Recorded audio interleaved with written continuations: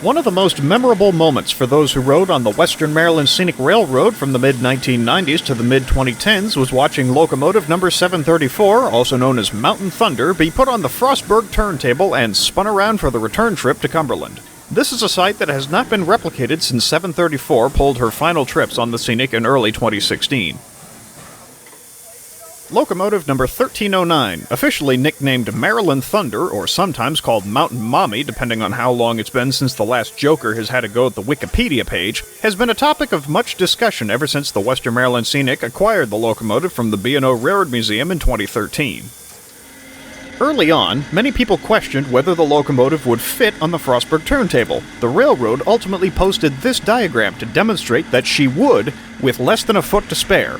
So why hasn't 1309 been on the table? It turns out the problem isn't so much fitting on the turntable, it's getting to the turntable.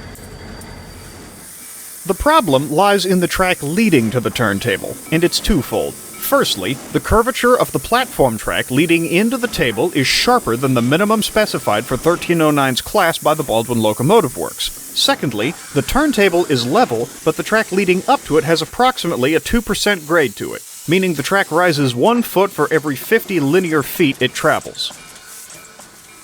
The grade transition is the more difficult of the two issues to contend with, and it's not something that can be ignored. Here's locomotive 734 coming off of the table. You can see the difference in the pitch of the tracks here. Watch as 734's spring rigging, or suspension in layman's terms, gets a workout as each driving wheel drops onto the grade.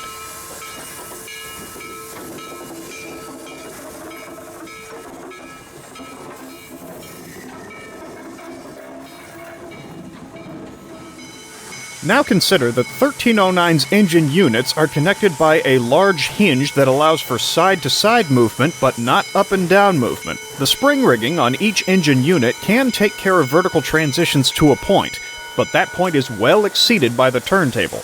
Now look at all this mass in two hinged pieces and try to imagine that splayed across that ridge on the turntable. It becomes easy to see how something important would give way.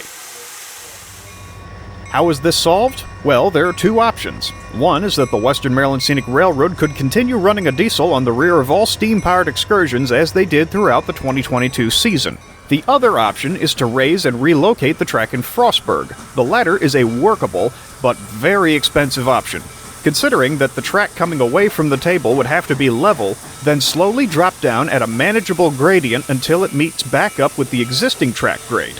This could require track adjustments for thousands of feet and potentially cost as much, if not more, than it cost to restore 1309 to running condition in the first place.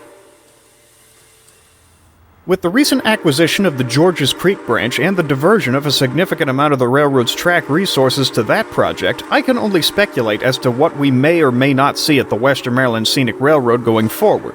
I strongly suspect, however, that we will not see a steam locomotive facing this direction at the Western Maryland Scenic Railroad for a long while yet.